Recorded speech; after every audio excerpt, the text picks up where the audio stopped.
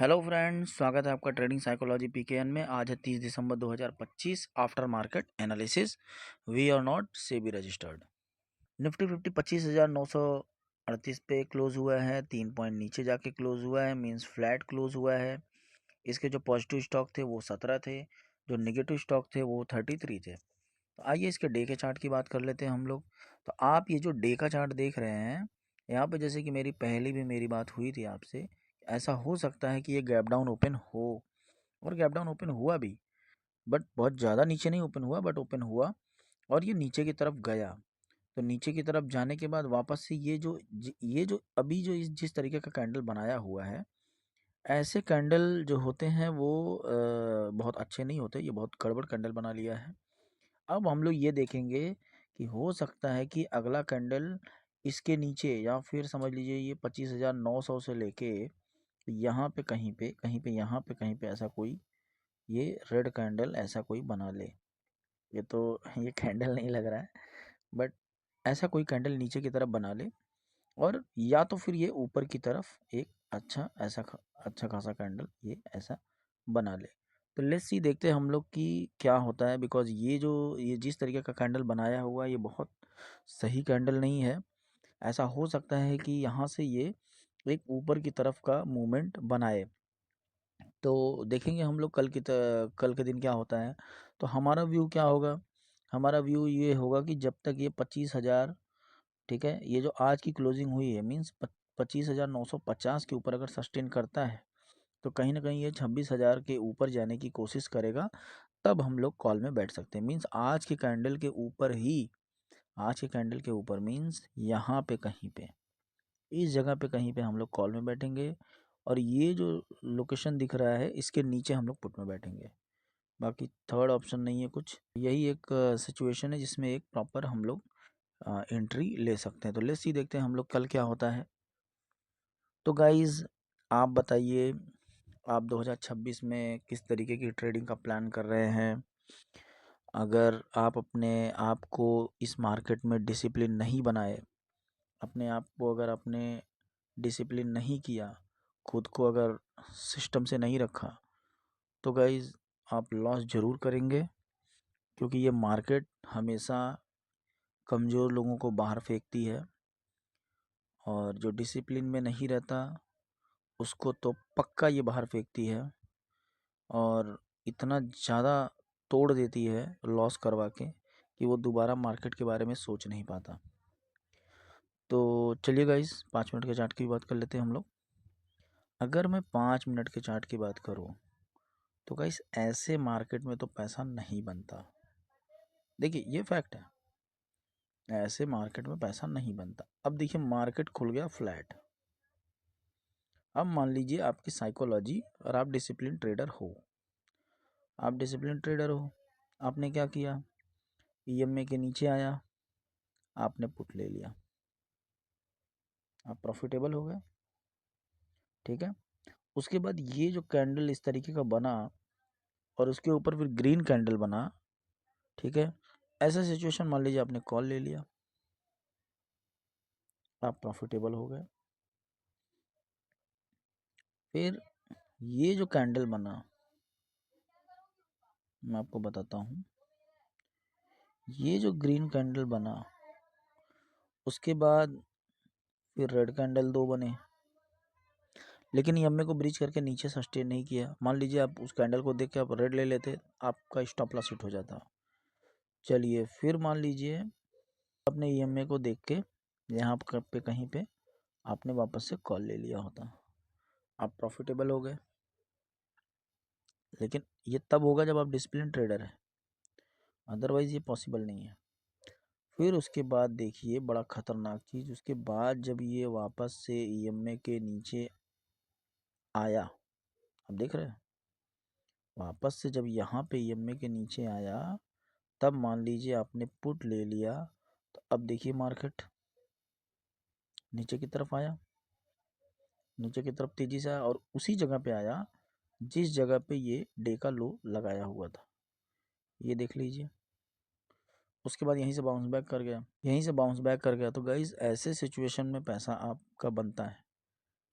But अगर आप discipline trader नहीं हो तो ऐसे सिचुएशन में आपका लॉस भी होता है। वो कैसे होता है वो भी आप समझ लीजिए। जैसे मान लीजिए आपने ये सोचा कि अब ये इसके ऊपर चला गया है, अब मैं इसमें कॉल में बैठता हूँ। आप लंबा प्लानिंग कर लिए, यहाँ तक गया, उसका तेज़ी से नीचे गिरा, आप यहाँ पे कॉल में बैठे थे, तोड़ते गया तोड़ते गया तोड़ते गया, आप यहाँ पे टेंशन में आ गए, आप बोले चलो जाने दो बहुत नीचे आ गया, अब यहाँ पे पुट ले लेता हूँ कहीं पे, ठीक है। अब आपने पुट प्लान कर लिया, तो पुट प्लान किया और यहाँ पे मान लीजिए आपने प्रॉफिट नहीं बुक किया। एक बार ये ऊपर की तरफ गया तभी आपने बुक नहीं किया, फिर नीचे आया तो आप बोलेंगे चलो और नीचे जा सकता है, आपने नहीं बुक किया, और फिर वापस नीचे आके तेज़ी से ऊपर गया, आपको यहाँ पे पक्का 100% लॉस दिखा देता। तो गाइज इस तरीके में आपके लॉस होने के चांसेस रहते हैं। अगर आप टाइम पे अपना प्रॉफिट बुक नहीं करते हैं तो मार्केट आपका प्रॉफिट ले लेता है। तो आप बताइए आपने किस में ट्रेड किया आज। सेंसेक्स की बात करेंगे तो सेंसेक्स 84,675 पे जाके क्लोज हुआ है, 20 पॉइंट नीचे जाके क्लोज हुआ है। और अगर मैं इसके पॉजिटिव स्टॉक की बात करूँ तो 12 थे, नेगेटिव स्टॉक की बात करूँ तो 18 थे। अगर मैं इसके डे के चार्ट की बात करूँ तो डे का चार्ट का सिचुएशन सेम है। यहाँ पे अभी भी आप देख रहे हैं कि जिस तरीके का कैंडल बना हुआ है ये यही शो कर रहा है कि फ़िलहाल अभी ये 84,000 का सपोर्ट यहाँ पे बना हुआ है अभी भी, क्योंकि ईएमए के नीचे है, रेसिस्टेंस के नीचे है और ट्रेंड फ़िलहाल नीचे है। तो लेट्स सी देखते हैं हम लोग कल क्या होता है, ठीक है। तो अब ये कल पे ही डिपेंड है। अगर आज के कैंडल को ब्रीच करके 84,000 या 85,000 के ऊपर सस्टेन करता है तभी कहीं ना कहीं कॉल में बैठने का चांसेस बनता है, अदरवाइज बहुत अच्छा कैंडल नहीं बना हुआ है। अगर मैं चलिए बैंक निफ्टी की बात करूँ तो बैंक निफ्टी 59,171 पे जाके क्लोज हुआ है, 238 पॉइंट ऊपर जाके क्लोज हुआ है। 9 स्टॉक पॉजिटिव थे, 3 स्टॉक नेगेटिव थे। इसका चार्ट बहुत बढ़िया बना है। ये देखिए जैसे कि हमारी कल बात भी हुई थी कि हो सकता है कि ये जो जोन का सपोर्ट है, जो मैंने बोला था कि 58,700 तक आ सकता है, आया गाइस, आया ये नीचे। ये देखिए आप 15 मिनट के चार्ट पे जाते हैं हम लोग, ये देखिए ये आया नीचे। जिस जगह पे हमने ये आज का मार्किंग नहीं, ये पहले का मार्किंग है। तो जिस जगह पे हमने सोचा था उस जगह पे आया और वहीं से बाउंस बैक किया, और बाउंस बैक करने के बाद ऊपर की तरफ गया है। तो गाइज ये तो बड़ा अच्छा मार्केट था, यहाँ पे आज बैंक निफ्टी में ट्रेड करने लायक था। तो आप बताइए आपने बैंक निफ्टी में ट्रेड किया क्या। अगर इंडिया विक्स की बात करें तो इंडिया विक्स 9.68 पे ट्रेड कर रहा है और 10 के नीचे है, इसीलिए वॉलेटिलिटी बहुत अच्छी खासी नहीं है, बहुत अच्छा खासा मूवमेंट नहीं दे रहा है।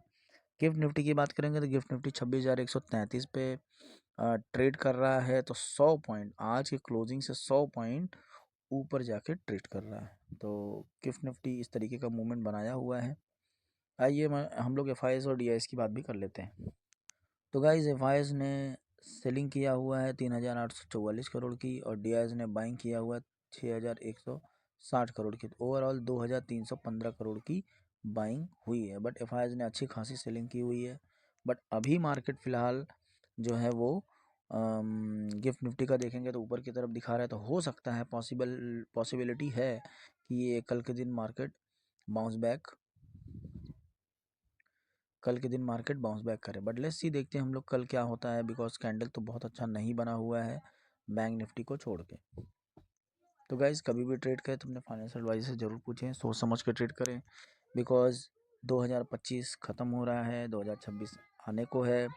अगर आप डिसिप्लिन नहीं फॉलो किए और डिसिप्लिन नहीं फॉलो कर पाते हैं तो आप मार्केट को छोड़ सकते हैं। ये बहुत ख़तरनाक लाइन है, हार्ड लाइन है, ये आपको एक्सेप्ट करना ही पड़ेगा। बिकॉज अगर आप मार्केट में डिसिप्लिन नहीं रहेंगे तो आपको मार्केट को छोड़ना ही पड़ेगा, आज नहीं तो कल।